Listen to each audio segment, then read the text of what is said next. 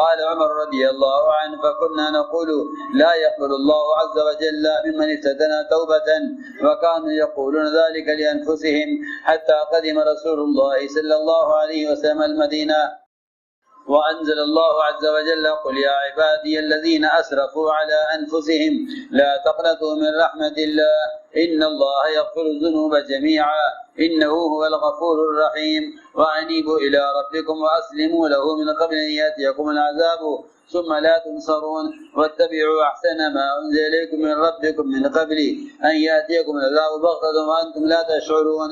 قال عمر فكتبتها وبعثت بها إلى هشام بن العاص. قال هشام فلما أتتني جعلت أقرأها بذي طوى أسعد بها وأصرب ولا أفهمها حتى قلت اللهم فهمنيها. خلق الله عز وجل في قلبي أنها إنما أنزلت فينا وفيما كنا نقول في أنفسنا ويقال فينا. قال فرجعت إلى بعيري فجلست عليه فلحقت برسول الله صلى الله عليه وسلم بالمدينة كذا في البداية.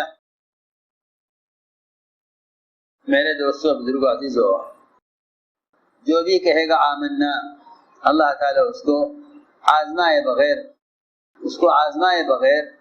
اس کے آمنا کہنے کو قبول نہیں فرمائیں گے. تو اللہ نے فرمایا الف لام میم حسب الناس ان يتركوا ان يقولوا آمنا وهم لا يفتنون، کہ ہم ان کے ایمان کو آزمائے بغیر ان کے آمنا کہنے کو قبول کر لیں گے. وَلَقَدْ فَتَنَّ الَّذِينَ مِنْ قَبْلِهِمْ، ہم نے ان سے پہلے کو بھی آزمایا ہے، اور یہ آزمائی اس لیے ہوتی ہے تاکہ ہم جان لیں کہ ان میں کون سچے ہیں کون جھوٹے ہیں. تو یہ امتحان اور یہ آزمائش ہر زمانے میں ہوگی، یہ آزمائش ہر زمانے میں ہوگی. بعض لوگ کام سے اس لیے بیٹھ جاتے ہیں، بعض لوگ کام سے اس لیے بیٹھ جاتے ہیں کہ فلاں کام سے بیٹھ گئے ہیں، لہٰذا جب وہ نہیں کر رہے تو ہمیں کیا ضرورت ہے، جب وہ کریں گے تو ہم بھی کریں گے. حالانکہ یہ ایک امتحان ہے، اس امتحان میں کون کامیاب ہوتا ہے کون ناکام ہوتا ہے یہ تو ہر ایک کی اپنی ذات سے متعلق مسئلہ ہے. یہ ہرگز نہیں ہے کہ اگر اس کام میں فلاں بات فلاں چیز ہو جائے تو ہم کام کریں گے. کام کا تو ہر شخص کے ساتھ اللہ کا امر براہ راست ہے، کسی کا چلنا کسی پر موقوف نہیں ہے. آپ کریں گے تو ہم بھی کریں گے، آپ نہیں کریں گے تو ہم نہیں کریں گے، یا ہم آپ کے کرنے کا انتظار کریں گے. نہیں، جو آدمی ایسا سوچتا ہو اسے خود کام پر کوئی بصیرت نہیں ہے. ہاں البتہ یہ ضرور ہے کہ کام سے پیچھے رہ جانے والوں کو ہر ممکن لے کر چلو. یہ نہیں کہ تم ان کے نہ چلنے کی وجہ سے اپنا کام چھوڑ دو، ان کے نہ چلنے کی وجہ سے اپنا کام چھوڑ دو.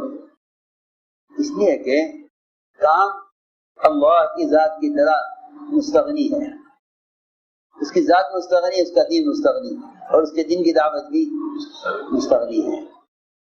کام کسی کی ضرورت نہیں ہے، سب کو کام کی ضرورت ہے.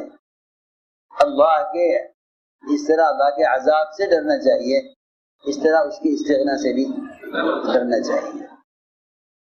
یہ خیال پیدا ہونا کہ ہمارے بغیر کام نہیں ہوگا محرومی کے لیے کافی ہے، کیونکہ ہر ایک محتاج ہے، ہر ایک محتاج ہے، کتنا نیا ہو یا پرانا ہو ہر ایک محتاج ہے.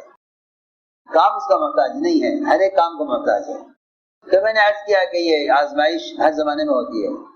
جو کام سے بیٹھ جائے یہ نہیں کہ اس کے ساتھ ہم بھی بیٹھ جائیں کہ یہ تو ہم سے افضل ہے، جب یہ نہیں کر رہا تو پھر ہم بھی کریں، یا ہم جب کریں گے جب یہ کریں گے.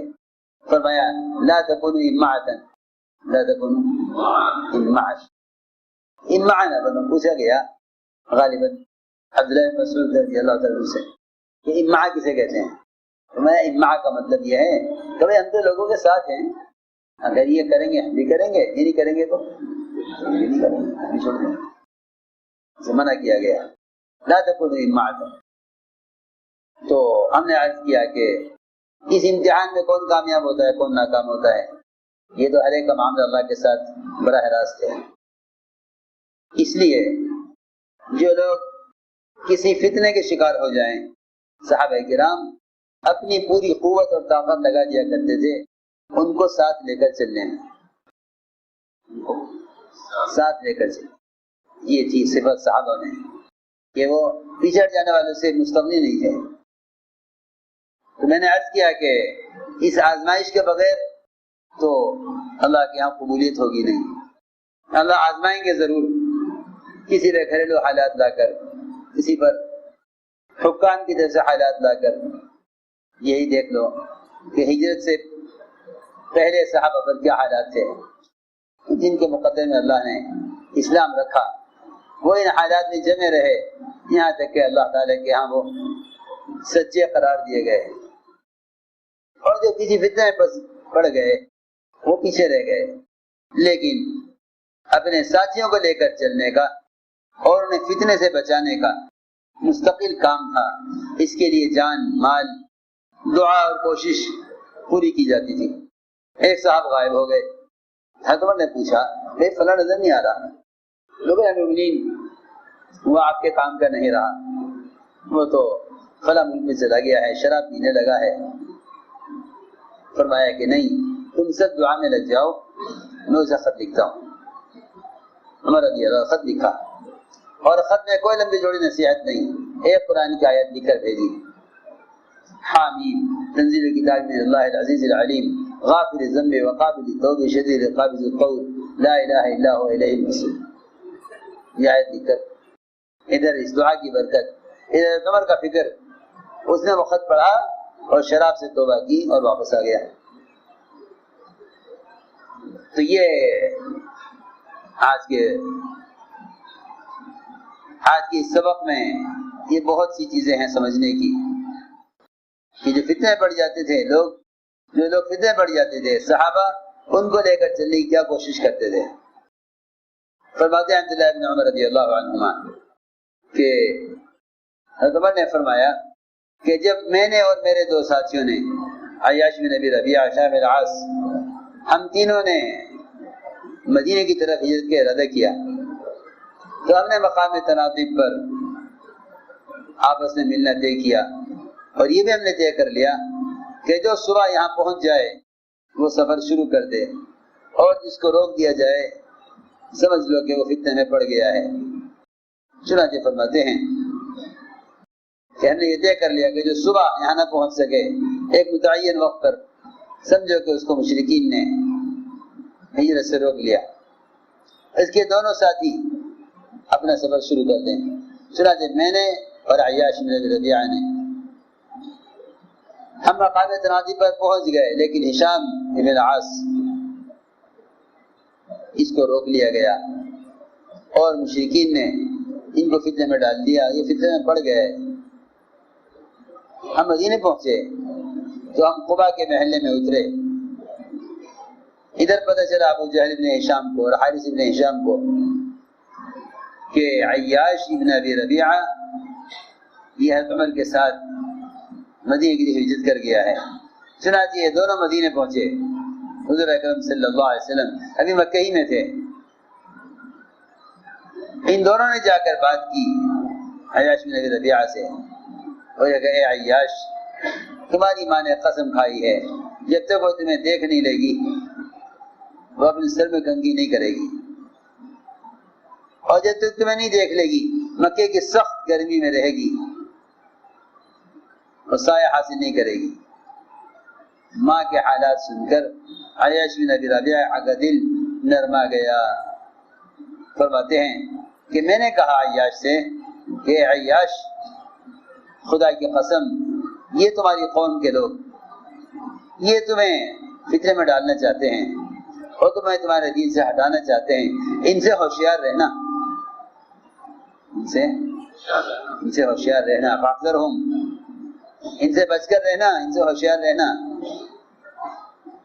اور رہا تمہاری ماں کا قسم کھا لینا، یہ کوئی فکر کی بات نہیں ہے، جب اس کو جویں کاٹیں گی تو وہ کنگھی مجبور ہو کر لے گی، اور جب اس کو گرمی ستائے گی مکے کی تو وہ سایہ حاصل کر لے گی، تم نہ جاؤ۔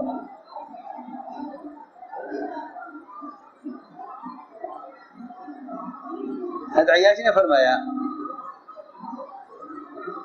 کہ میں اپنی ماں کو قسم سے بری کرنے کے لیے جانا چاہتا ہوں اور وہاں میرا مال ہے وہ لیتا آؤں گا۔ حضرت فرماتے ہیں میں نے کہا خدا کی قسم اے عیاش تم جانتے ہو کہ میں قریش میں سب سے بڑا مالدار ہوں، تم میرا آدھا مال لے لو، ابھی آدھا مال مت جاؤ، آدھا مال لے لو۔ عیاش نے کہا کہ مال کا مسئلہ نہیں ہے، صرف ماں کو اس قسم سے بری کرنا ہے۔ فرماتے عمر رضی اللہ عنہ جب عیاش نے فیصلہ ہی کر لیا جانے کا تو میں نے کہا کہ یہ تمہیں جانا طے کر لیا ہے تو میری یہ اونٹنی لے جاؤ، بہت تیز دوڑنے والی اونٹنی ہے، تم اس اونٹنی پر جان بچا لینا، اگر قوم نے تمہارے ساتھ اگر تمہیں قوم کی طرف کسی کو شک ہوا تو تم قوم اپنی اس اونٹنی پر جان بچا لینا، یہ اونٹنی بہت تیز دوڑنے والی ہے۔ چنانچہ وہاں سے نکلے، یہ تینوں نے کہا بھی سواری پر جب مدینہ وغیرہ سے کچھ راستہ طے کر چکے تو ابو جہل نے کہا کہ میرے بھائی خدا کی قسم میری تو سواری بڑی سست ہے، تم مجھے اپنے پیچھے سوار کر لو۔ ہاں کہ ہاں آ جاؤ۔ چنانچہ انہوں نے سواری بٹھائی تاکہ یہ سواری بدلیں، جب زمین پر اترے سواری سے تو انہوں نے ان کو رسیوں سے باندھ لیا، عیاش بن ربیعہ کو رسیوں سے باندھ لیا، ان کو مکہ مکرمہ لے گئے، ان کو اتنا ستایا کہ اسلام سے مرتد ہو گئے، پھر گئے اسلام سے۔ حضرت فرماتے ہیں کہ ہم یہ کہا کرتے تھے کہ جو ایک مرتبہ مدینہ چھوڑ کے چلا گیا اور جو ایک مرتبہ فتنے میں پڑ گیا اس کی توبہ کبھی قبول نہیں ہو سکتی، اس لیے کہ صحابہ اس کو نفاق سمجھتے تھے کہ آدمی صبح کو کہیں ہو شام کو کہیں ہو، صحابہ اسی کو نفاق سمجھتے تھے۔ اور وہ جانتے تھے کہ جو اسلام سے ایک مرتبہ نکل گیا اس کی توبہ قبول نہیں ہو سکتی ہے، دوبارہ اسلام میں داخل نہیں ہو سکتا، یہ مشہور تھا صحابہ میں، اور یہ اس لیے تھا تاکہ کوئی اسلام اور کفر کو کھیل نہ بنا لے۔ لیکن اللہ کی ذات بہت کریم ہے، صحابہ فرماتے ہیں کہ ہم یہ کہا کرتے تھے اپنے بارے میں، یہاں تک کہ حضور اکرم صلی اللہ علیہ وسلم ہجرت کر کے مدینہ منورہ تشریف لائے، اللہ نے آپ پر قرآن نازل فرمایا، اس میں آیت نازل ہوئی قل یا عبادی الذین اسرفوا علی انفسہم لا تقنطوا من رحمت اللہ، کہہ دیے میرے بندوں سے جنہیں ظلم کیا ہے اپنی ذات پر اللہ کی رحمت سے مایوس نہ ہوں، اللہ سارے گناہوں کا بخشنے والا ہے۔ حضرت فرماتے ہیں میں اپنی عیاش بن ربیعہ اور ہشام بن العاص کی فکر میں تھا کہ میں نے یہ آیت کاغذ میں لکھی اور میں نے ہشام بن العاص کو مکہ مکرمہ میں آیت بھیجی۔ ہشام کہتے ہیں میرے پاس یہ آیت پہنچی تو میں اس کو پڑھتا تھا وادی عزیز طوا میں، اور میں اس خط کو زندگی تک پڑھتا تھا، یہ کہ میں پہاڑ پہ چڑھتا اور اترتا اور اللہ سے دعا کرتا اے اللہ یہ آیت تو مجھے سمجھا دے، یہ آیت مجھے سمجھا دے۔ میرے سمجھ میں نہیں عادت ہے کہ میں نے مجھے آیت کیوں لکھی ہے، میں نے اللہ سے دعا کی اے اللہ یہ آیت مجھے سمجھا دے۔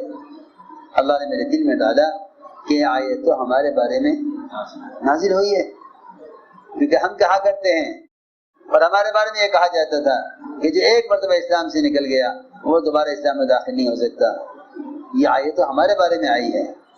فرماتے ہیں کہ میں آیت کو سمجھا اور میں نے فوراً سواری پکڑی، میں سواری پر سوار ہوا اور میں واپس ہوا مدینے کی طرف، اور میں جا کر حضور اکرم صلی اللہ علیہ وسلم سے مل لیا، مدینے پہنچ گیا اور ہمیشہ کے لیے صحابی ہو گئے۔ اللهم صل على سيدنا مولانا محمد وعلى آل سيدنا مولانا محمد كما صليت على إبراهيم وعلى آل إبراهيم إنك حميد مجيد. ربنا ظلمنا أنفسنا وإن لم تغفر لنا وترحمنا لنكونن من الخاسرين. اللهم إنا نستغفرك ونتوب إليك، اللهم إنا نستغفرك ونتوب إليك، اللهم إنا نستغفرك ونتوب إليك. ربنا آتنا في الدنيا حسنة وفي الآخرة حسنة وقنا عذاب النار. سبحان ربك رب العزة عما يصفون وسلام على المرسلين والحمد لله.